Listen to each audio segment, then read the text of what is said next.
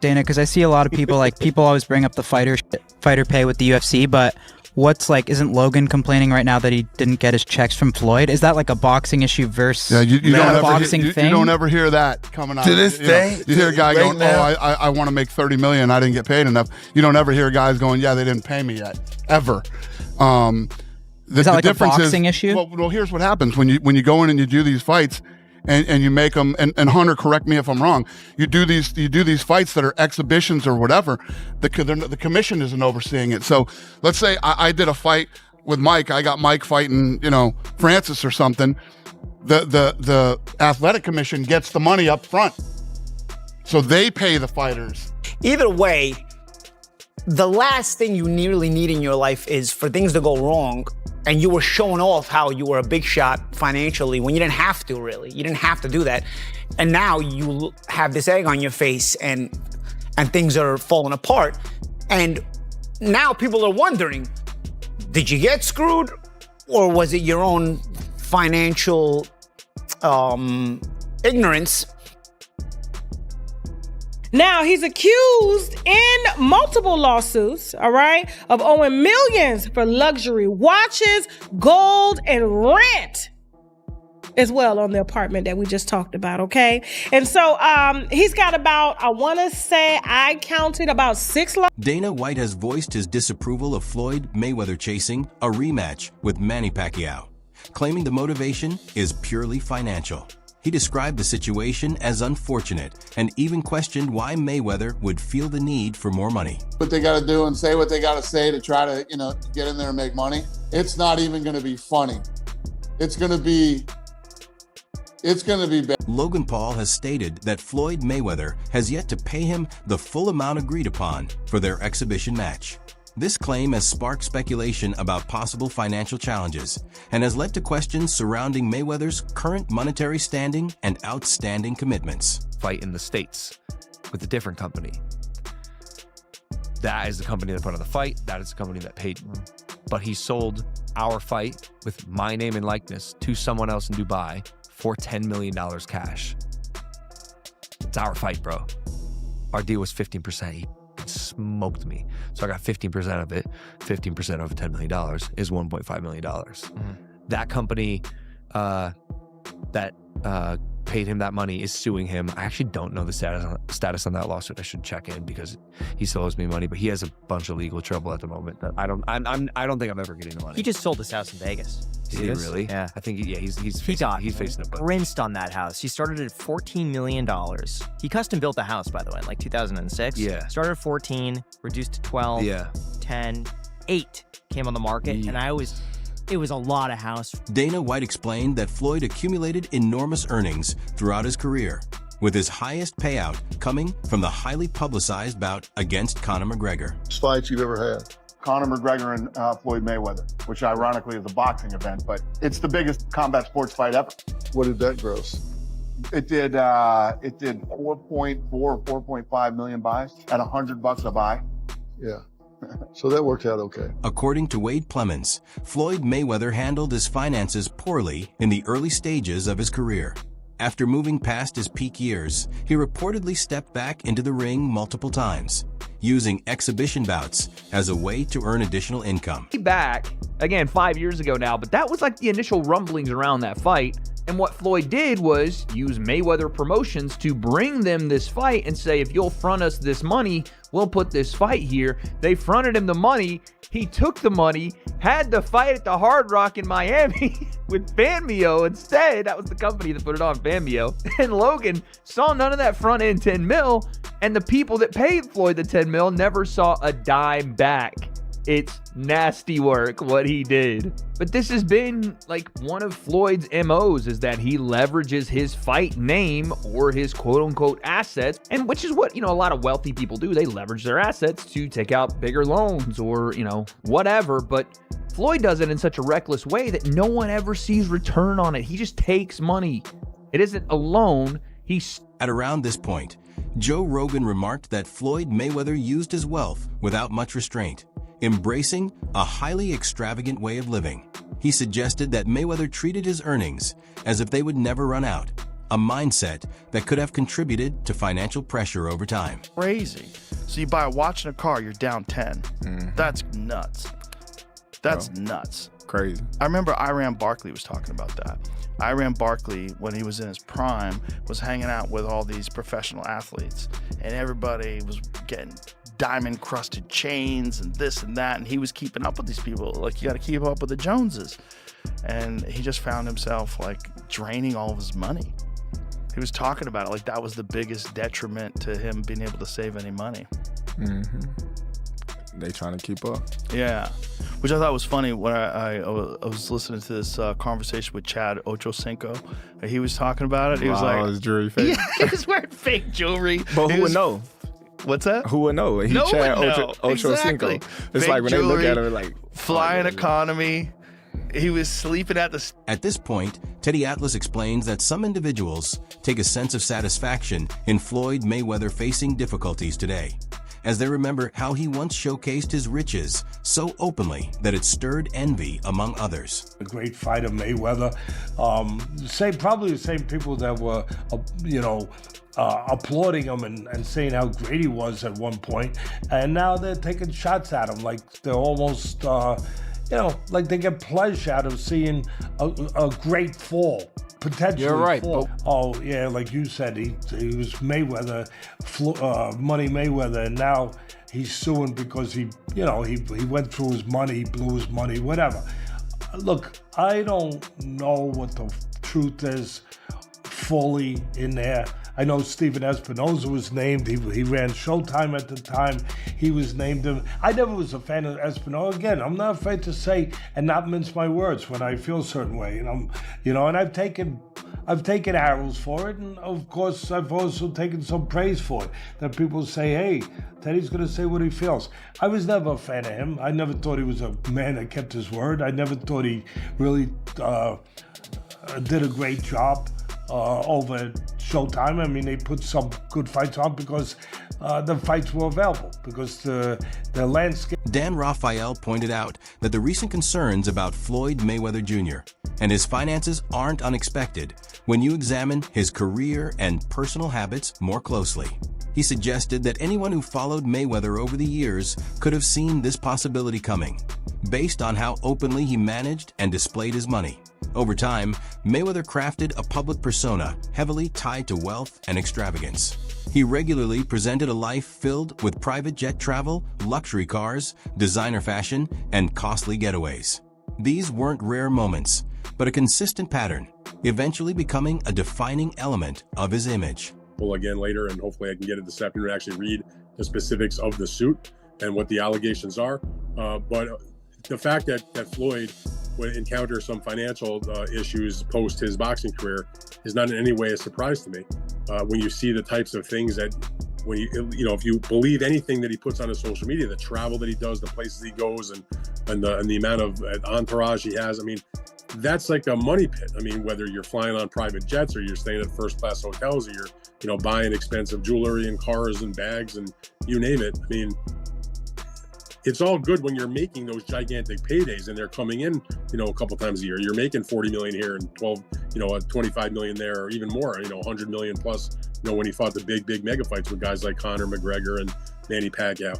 But when that stops, that money doesn't. Despite reinforcing an image of power and achievement, this level of spending also sparked doubts about whether it could be sustained over time. Dan Raphael noted that maintaining such an expensive way of life demands strong financial discipline, particularly after retirement, when steady income begins to decline. That he emphasized that the real concern isn't the total amount earned, but how effectively it is managed and preserved. Without careful planning, even vast fortunes can gradually shrink. With ongoing reports of financial strain and continued participation in exhibition bouts, the current situation seems to mirror those earlier warnings. What once appeared to be endless wealth now underscores the need for smart decisions and long-term financial responsibility beyond a successful boxing career. Allegations about the 340 million, it just didn't ring true to me, because Al Heyman, who is not named in the suit, but apparently is supposedly part of this problem, whatever. But I mean, known Al Haymon and covered Al Haymon's fighters and his business since the day he stepped in boxing in like 2002 with Vernon Forrest. And all that time, and literally in terms of the PBC, you know, a couple hundred fighters that he's dealt with, maybe not personally, but that his team is and his company.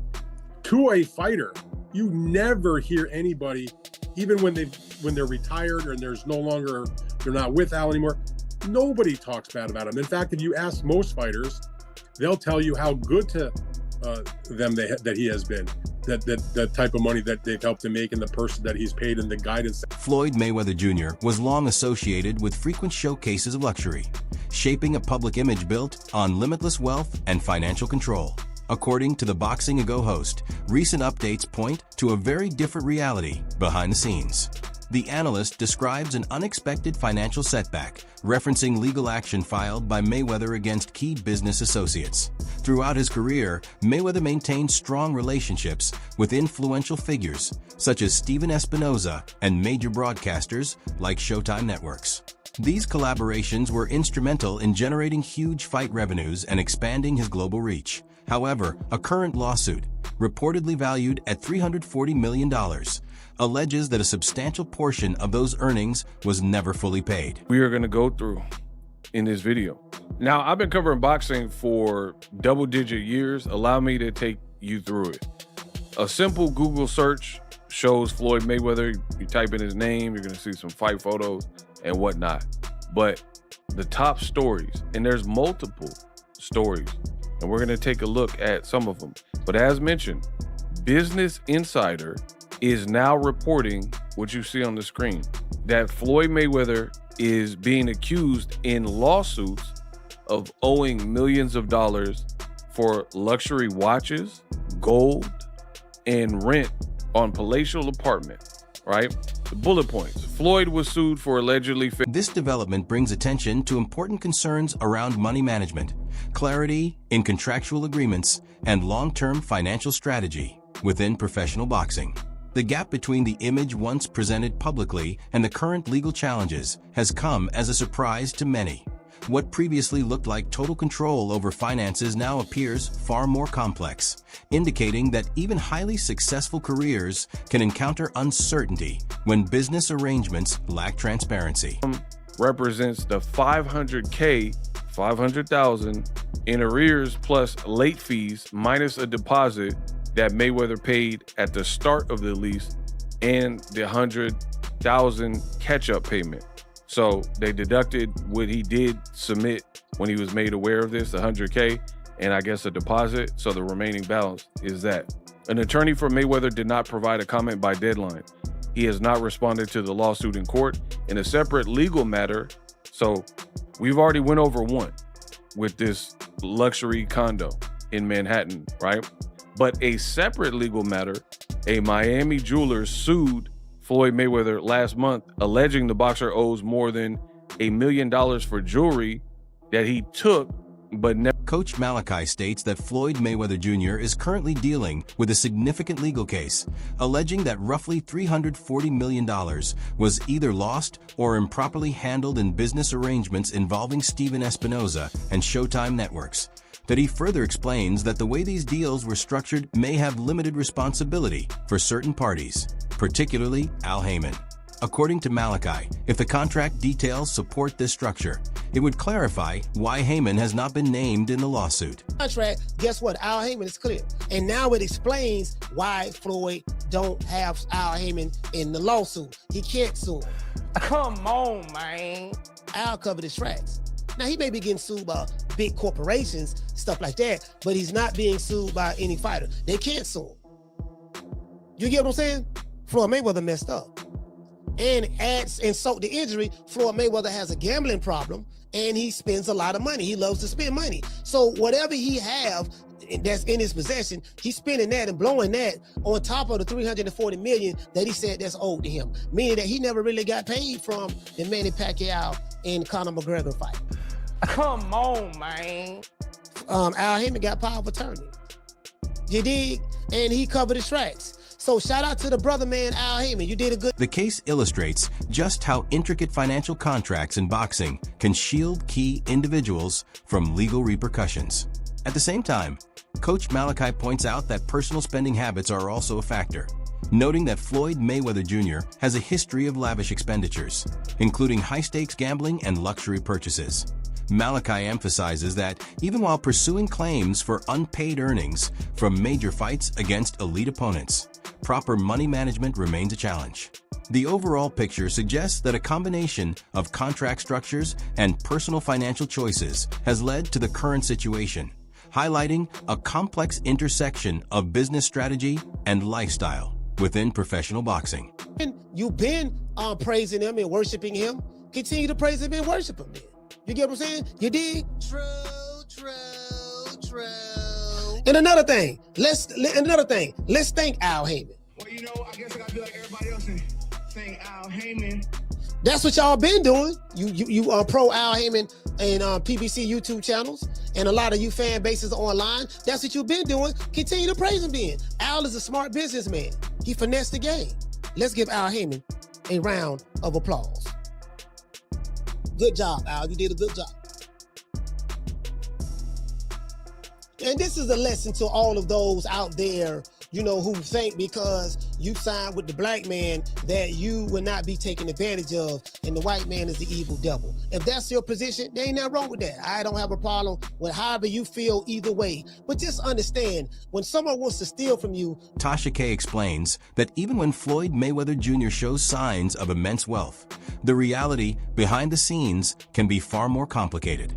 High earnings don't always guarantee full financial security, particularly when hidden obligations, ongoing deals, and delayed payments aren't visible to the public. According to Tasha K, these unseen financial pressures can gradually accumulate, creating challenging situations for anyone, no matter how successful they appear outwardly. Too distracted, spending. And when you see somebody like Floyd Mayweather, that's the oldest trick in the book, y'all. Y'all know. When y'all see somebody flogging money everywhere, they got this, they got that, they got this. Was it Gervonta Davis? Tank told us 2 years ago that the reason they held Floyd Mayweather, you can put it back on the screen, captain, in Dubai is because he had owed them money and they wouldn't release him until he announced the fight to give him their money back.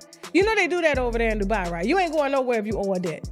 He was trapped over there for almost 2 months, according to Gervonta. They shared the same manager, Al Layman, who collected money in cash because Floyd Mayweather gave him a power of attorney to do so. And so when Floyd went down there and sued Showtime, he's suing Showtime, the company, the network, that publicizes these fights. She points out a common financial pitfall: spending freely while obligations quietly accumulate. In Floyd Mayweather Jr.'s case, the constant exhibition of luxury may create the impression of limitless funds. However, behind that image, there can be substantial expenses, investments, and ongoing commitments that demand steady cash flow when income decreases or becomes irregular. These responsibilities can quickly become burdensome. Tasha K emphasizes that true wealth depends not just on how much is earned, but on how it is managed over time. Without careful oversight, even enormous fortunes can face strain. This example illustrates how financial overextension can quietly develop, turning apparent success into pressure when high spending continues alongside unseen liabilities. His money in cash to his manager, Al Layman, and Al Layman spent the money. The Muslim in the bow tie spent the money. You see a man coming and he a Muslim in a bow tie, he's spending your money. Oh, it's gone. It's good, it's gone. You know they send the Nation of Islam down there. You seen the Muhammad Ali story? Don't act like you ain't seen that. Nation of Islam was all up over there. They were all up over Floyd Mayweather's fights and bank accounts and stuff. And so he received it in cash, and Floyd Mayweather is saying he's missing it and how dare Showtime gives him the money without his permission. He was like, well, wait a minute, but you gave him permission. Yeah, but I didn't tell y'all, I told him. So he's trying to use a way to get in there so he can hold him responsible because he know he's not going to get the money back from the Nation of Islam at all. That money gone. That money gone. Paulie Molinági explains that a large part of the attention surrounding Floyd Mayweather Jr. stems from how openly he flaunted his wealth during his career. According to Molinági, if Mayweather had kept his finances private, far fewer people would be questioning his situation today. Instead, the constant displays of luxury sparked curiosity and prompted closer scrutiny from both fans and analysts. Over time, Mayweather cultivated a public persona focused on wealth, frequently showing off high-end cars, private jets, and large sums of cash. How much Floyd was making, right? And Floyd himself was flaunting himself like he was the guy who was making that kind of money. And for all intents and purposes, I assume he was. Everybody assumed he was, and it seemed like he thought he was because he wasn't complaining. He was showing off, you know? This is why, as I get older, I feel like, and everybody always tells you this when you're young, like, keep your finances private, you know, and this is why I think this is a big reason why. First and foremost, you notice that if you don't keep your finances private, everybody and their mothers ask you for money constantly. And they don't ask you for... That happens either way. And they don't ask you... Well, people assume you have money, but if you flaunt it, you definitely... They confirm you have money. And they don't ask you for money like you need to buy the Rolex or the Lamborghini. They'll guilt you into it. They need their mother's dying in the hospital. They need to pay for a funeral. While this approach helped strengthen his personal brand, it also meant that any changes in financial stability would draw immediate attention. Paulie Molinági notes that this visibility has caused people to scrutinize not just Mayweather's current finances, but also his past choices in money management and investments. The focus isn't solely on whether he is financially struggling, but on the impression created by years of openly showcasing wealth. When someone projects an image of unlimited riches, any shift becomes highly noticeable. Molinági suggests that greater financial privacy could have minimized much of this speculation, but now each of his moves is analyzed in detail, raising continuous questions about his decisions, investments, and long-term financial planning. Oh, honestly. But offhand, you're asking me what my thoughts are offhand. I can never... Listen, when I had a lot of money, I was a lot of times spending more, and I wasn't tracking every single cent, right? I mean, I was kind of reckless. I was young. I was, you know, a pro athlete. I went from having nothing to having a bunch of money. So, yeah, I'm not always tracking it as well as I should. But, bro, if I'm missing a lot of difference money, if there's a huge difference, I'm going to track it automatically just because it's so obvious. $340 million, no matter how much money you're making, $340 million does not slip through the cracks, like you said. Third of $1 billion. It's not... You know, I don't know, like there's guys who have a lot of money, okay? For me, I could go into a jewelry store, spend 20,000 at the time, like nothing. Like, you know what, I didn't plan on going there. I bought a Ferrari. I went with my friend to go check out a Ferrari. That wraps up today's video.